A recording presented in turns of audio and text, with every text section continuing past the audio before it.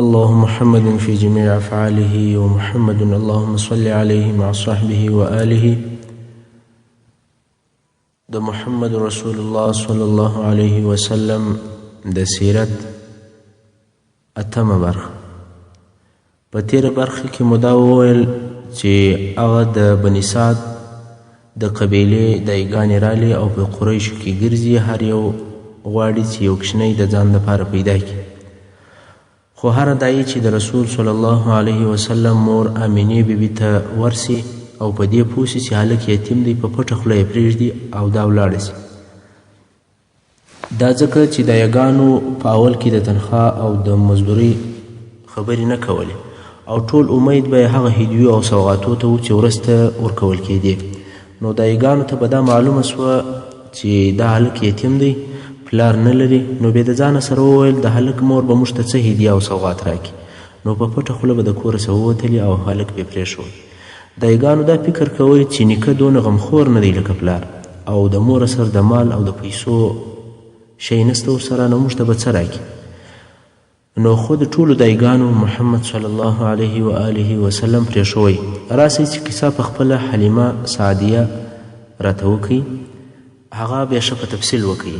حلیمه سعدیه وایي چې زه د خپل وطن څخه د خپل خاوند او د تیرودلو د زوی سره د بني سعد د ښځو په ملګرتیا راووتم چې موږ ټولو نور د تیک ماشومان غوښتل، او دا داسې وچ کال و چې موږ ته د خوړلو دپاره هېڅ شی نه و راپاته. زه پر یو خرې سپاره وم او زموږ سره یوه زړه اوښه وه د لوشلو دپاره، چې د دې شیدې به زموږ او زموږ د ماشوم دپاره غذا وه. خو هغې اوښې هم په والله د لوږې په سبب یو څاڅکی شیدې هم نه کولې، او موږ به هم ټوله شپه د دې خپل ماشوم زوی د ژړا د سببه څخه خوب نه سوی کولی چې د لوږې بې ژړل. نه زما په تیکې څول چې دی په موړ کم، او نه زموږ اوښې شیدې کولې چې هغه وده ته ورکو. موږ ټول د باران په امید و چې بارانونه به وسي او کال به آباد سي. خیر زه پر دغه خپله خره راووتم چې د خپلو ټولو ملګرو دپاره تکلیف او د سر درد وم، ځکه زما خره ډېره ډنګره او د ضعف د لاسه پر لار نه سوی تللی. مګر د ملګرو مې په دغه سفر کې پر ما ډېرې نارې وهلې چې ژر سه حلیمې ژر سه. څو مکې مکرمې ته په ډېر تکلیف سره راورسېدلو، او موږ ټوله د قریشو پر کورو باندې ګرځو، په ماشومانو پسې ګرځو، چې په موږ ټولو کې یوه داسې ښځه نه سوه پاته چې هغې ته دې د محمد صلی الله علیه وسلم د اخیستلو نه ویل سوي. خو چې کله به دا ورته وویل سل چې دا هلک یتیم دی، هرې ښځې به دی پرېښوی، ځکه موږ د کوچني د پلاره سره د هدیو او د تحفو امید درلودی. خو کله چې به دا راته وویل چې هلک یتیم دی، نو موږ به ویل مور او نیکه به موږ ته څه راکړي. نو موږ ټولو دغه د یتیموالي په سبب دی نه اخیستی. په آخر کې په موږ ټولو کې یوه داسې ښځه هم نه سوه پاته چې یو کوچنی دې نه پیدا کړی بې له ما څخه. نو حلیمه وایي اوس چې موږ بیرته تر مکې مکرمې د باندې خپل د اړولو ځای ته رالو او بني سعد ته مو د تللو اراده سوه، ما خپل خاوند ته وویل په والله زما دا نه ده خوښه چې زما ټولې ملګرې ښځې د ماشومانو پیدا کېدل وکول او ټولو ته خپل یو کوچنی ورسېدی، او زه دې خالي لاس ولاړه سم. زه ورځم هغه کوچنی چې یتیم دی هغه د ځانه سره راخلم. خاوند مې راته وویل ورشه دی ورسه، ممکنه ده چې دغه یتیم کوچنی زموږ دپاره د برکت سبب وګرځي شي. نو حلیمه وایي چې زه رالم او محمد صلی الله علیه و آله وسلم مې راواخیستی، او د ده د اخیستلو بل هیڅ سبب نه و بې له دې چې ما بل کوچنی نه کوي پیدا. کله چې مې رسول صلی الله علیه وسلم راواخیستی او خپل ځای ته رالم، بیا مې تیته ور واچوه. تیته چې مې ور واچوی، نو زما د خوښ سره سم شیدې را ایله کړې.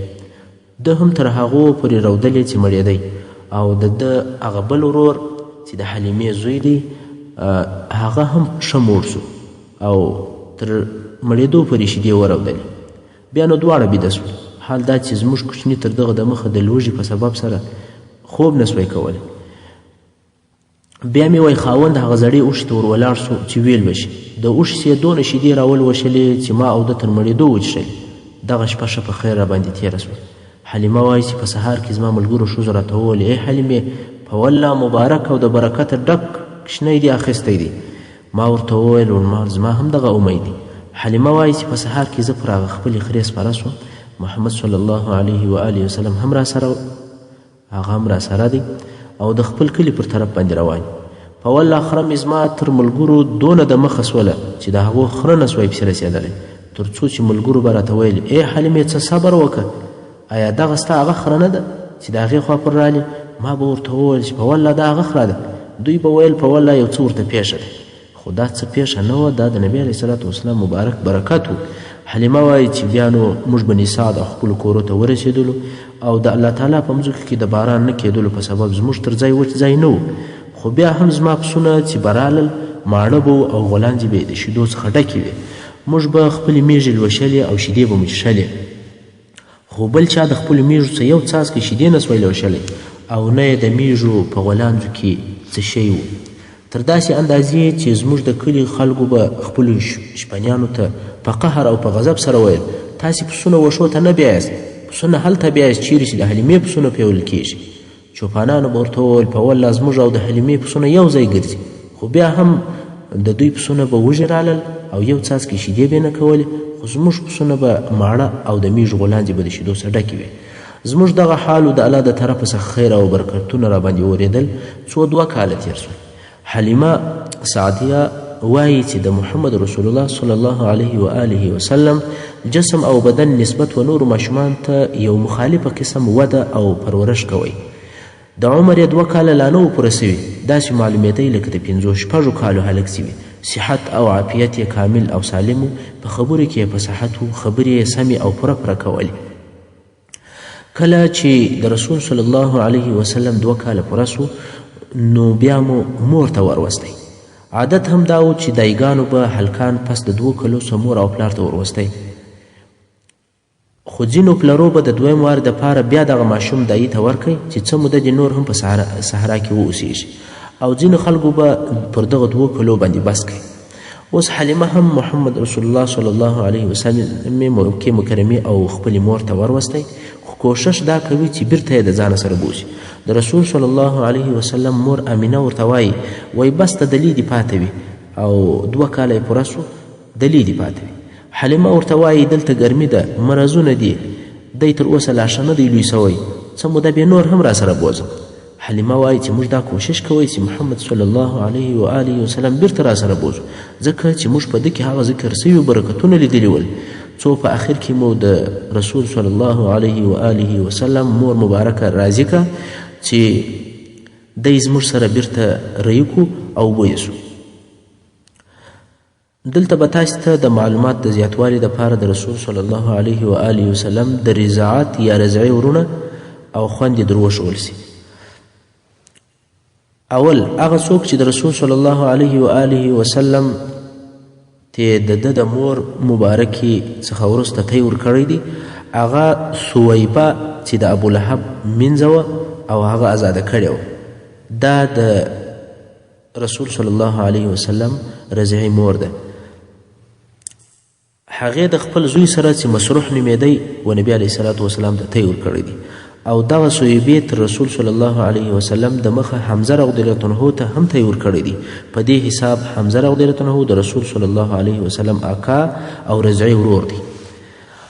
او د سویبې دغه سویبې وروسته بیا ابو سلمه رضی الله عنه ته هم تی ورکړی دی. نو ابو سلمه رضی الله عنه هم د رسول صلی الله علیه وسلم رضعي ورور دی، او د رسول صلی الله علیه وسلم هغه رضعي ورونه یا خویندې چې د حلیمې او د حارث اولادونه وه هغه داسې دي.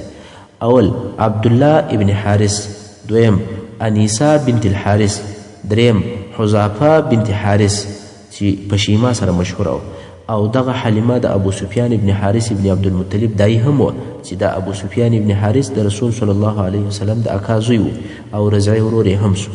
همدارنګه حلیمه سعدیه دې و حمزه رضی الله عنه ته هم تی ورکړی دی چې حمزه رضی الله عنه د رسول صلی الله علیه وسلم د 2 طرفو رضعي ورور سو، یو د سویبې د طرفه او بل د حلیمې سعدیه د طرفه. اوس به بیرته خپلې کیسې ته راسو. حلیمه وایي چې د محمد صلی الله علیه و آله وسلم تر 2م وارې راوستلو څه موده وروسته د رسول صلی الله علیه وسلم د تی یا د رضعي ورور بڼه اوښتې وه او په وارخطایي باندې راځغاستی. و خپل مور ته یې وویل چې هغه زما قریشي ورور بیریږي. دوی ورته وویل څه ورته پیښه ده؟ هلک وویل چې 2 نفره رالل، سپین کالي یې اغوستي وو او محمد صلی الله علیه وسلم یې بېسده کوي. حلیمه او حارث چې د دې خبرې په اورېدو سره ډېر وبېرېدل او در محمد صلی الله علیه وسلم و طرف ته په تلوار او په وارخطایي حالت کې ورله. که ګوري چې د محمد صلی الله علیه و آله وسلم د مخ رنګ بل قسم اوښتی. دوی ورته وویل څه درته پیښه ده؟ د صلی الله علیه و آله وسلم وویل 2 نفره چې سپین کالي اغوستي ول رالل، زه یې ووهلم او پر مځکه یې ولوېدم او بیا یې زما ځیګر راڅیرې کړ او زما زړه یې راویستی.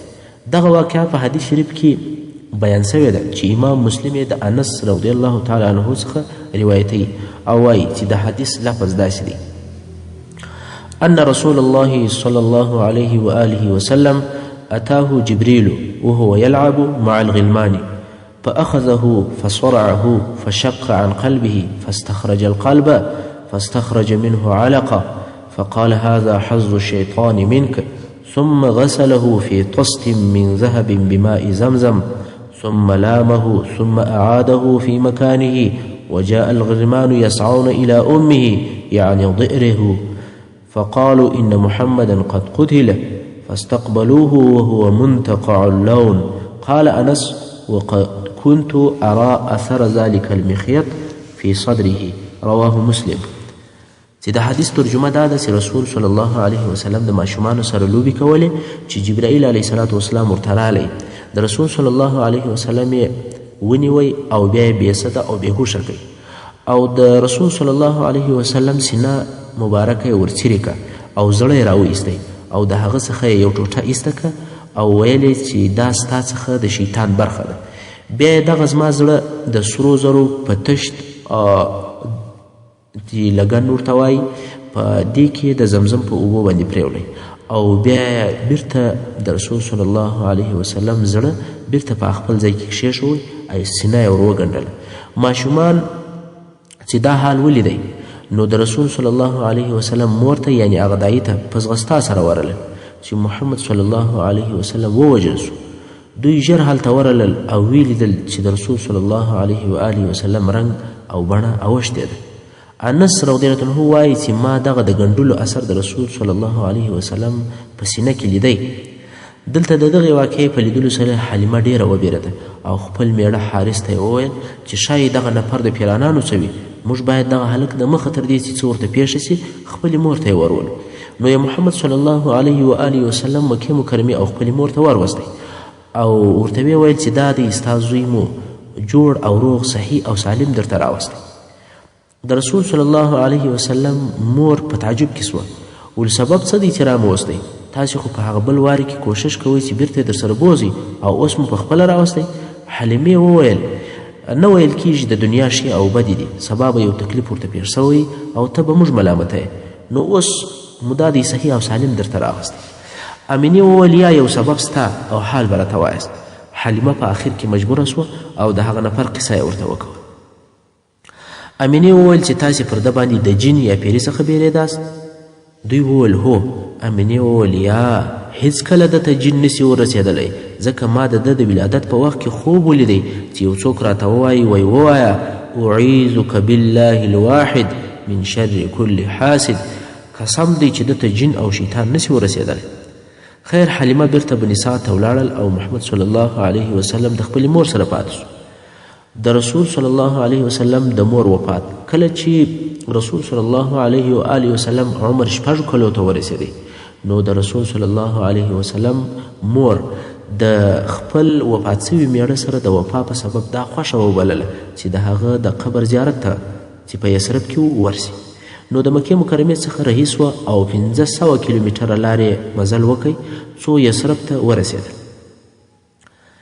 د دې سره په دې سفر کې د دې کشنۍ زوی محمد صلی الله علیه وسلم ورسره دی او بل د دې خادم چې هغه یو مینځه وه ام ایمن نومېدل او بل د دې خسر عبدالمطلب صاحب دا یې ملګري ول. یوه میاشت په مدینه منوره کې تېره کړله. د هاخوا څخه چې بیرته مکې مکرمې ته راتلل د لارې په شروع کې د رسول صلی الله علیه وسلم مور ناجوړه سوه او په ابوا کې وفات سوه ابوا د مکې مکرمې او مدینې شریفې تر مابینځ په لاره کې د یو ځای نوم دی او په دغه وخت کې رسول صلی الله علیه وسلم عمر 6 کاله او د عبدالمطلب سره بې له موره مکې مکرمې ته راغلی. اوس نو د محمد صلی الله علیه و آله وسلم د مور او پلار د دواړو د طرفه څخه یتیم شو. د رسول صلی الله علیه وسلم تربیه او روزنه د ده نیکه عبدالمطلب پر غاړه واخیسته. دلته نو د رسول صلی الله علیه وسلم په ژوند کې نوې مرحله شروع شوه.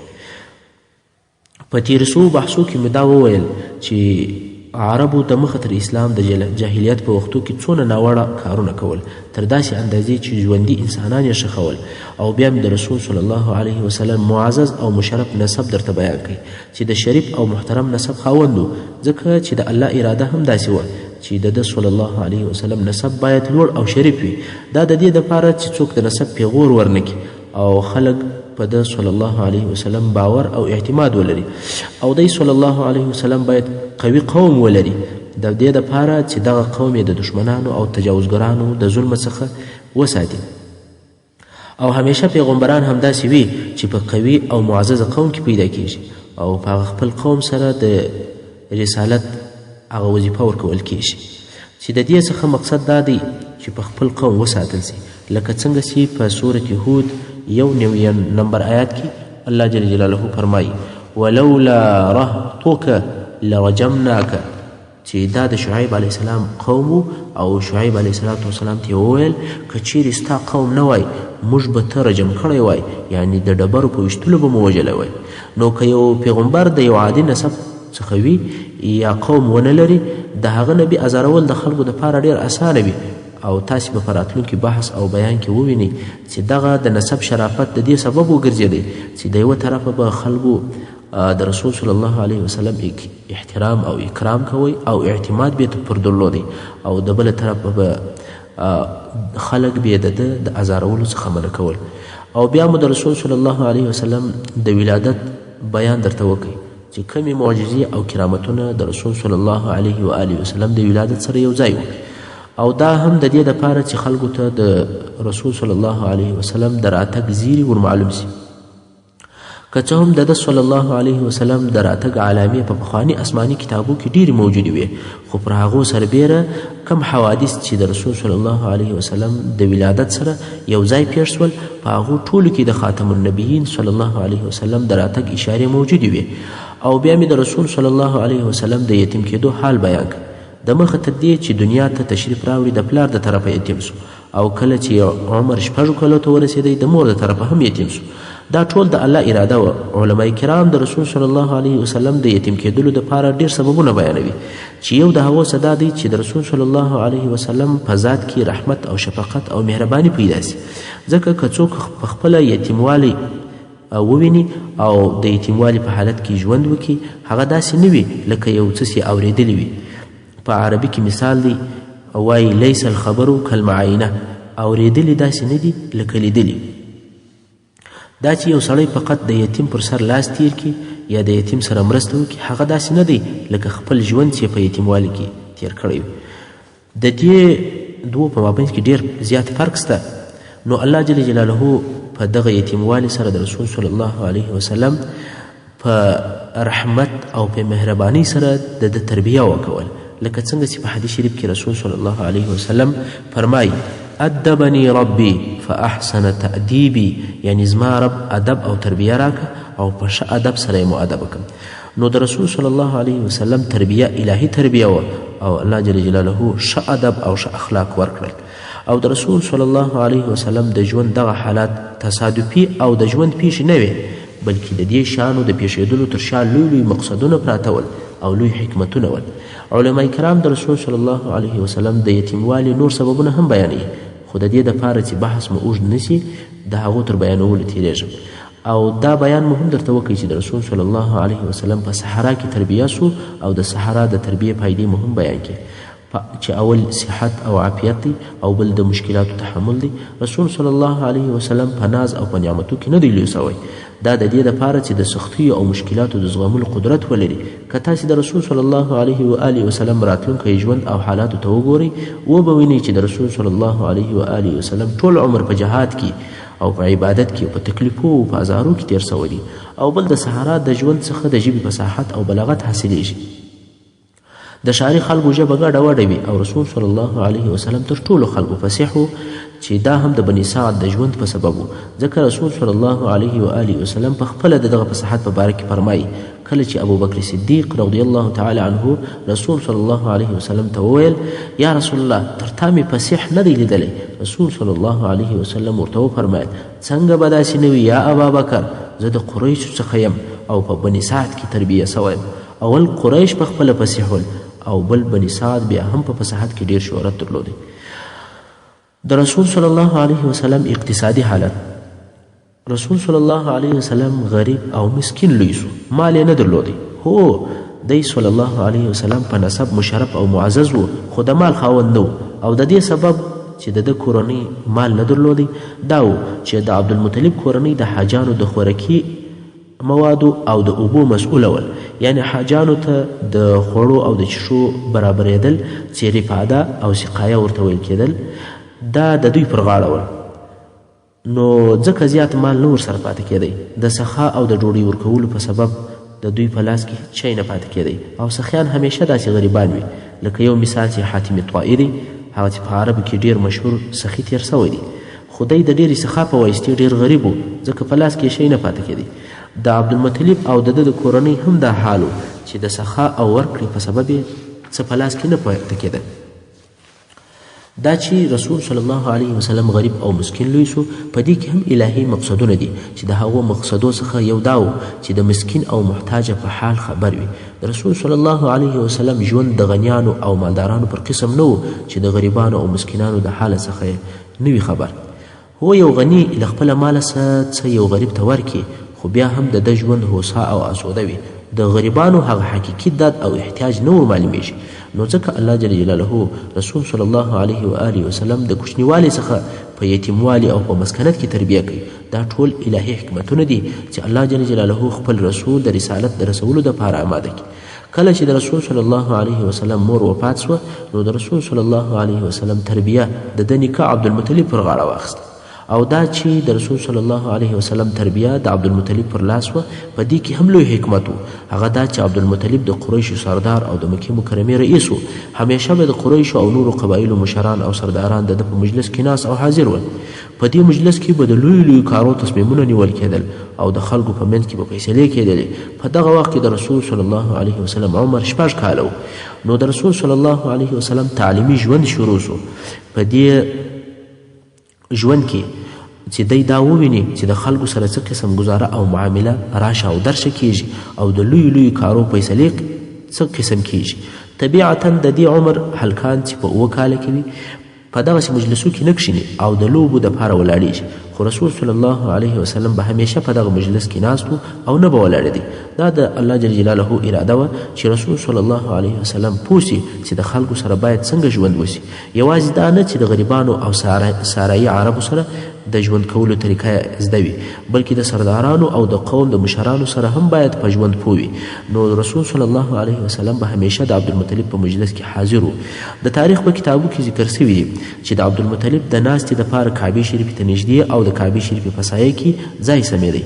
هلته به د عبدالمطلب زامن او د نور قریش د ده دپاره یو فرش اوار کوي. نو د عبدالمطلب زامن او نور قریش به هلته په انتظار ولاړ ول، هیڅوک به نه کښېنستی تر څو چې عبدالمطلب به رالی، هغه به کښېنستی، بیا به دا نور کښېنستی. ځکه عبدالمطلب د مکې مکرمې عمومي مشر او رئیس و، مګر رسول صلی الله علیه وسلم چې په عمر هم لږ او کوچنی و، تر عبدالمطلب صاحب به د مخه رالی او هلته به پر هغه فرش کښېنستی. اکاګانو به یې کوشش دا کوئ چې رسول صلی الله علیه وسلم د دغه کار څخه منع کړي او د دغه فرش څخه یې ولاړ کړي، مګر عبدالمطلب صاحب چې به راغلی ورته ویل به پرېږدئ، په ده کار مه لرئ، په والله دغه زوی لرم یو درجه او مقام سته. نو رسول صلی الله علیه وسلم به همیشه د عبدالمطلب په مجلس کې ناست او حاضر و. او تاسې پوهیږئ چې په دغه مجلس کې همیشه هغه مشران، مخور او د نورو ځایو څخه ډلې راتلې او رسول صلی الله علیه وسلم 2 کاله په دغه مجلس کې کښېنستی او دا یې هم زده کړل چې د قومو د مشرانو سره څه قسم معامله او خبرې کیږي.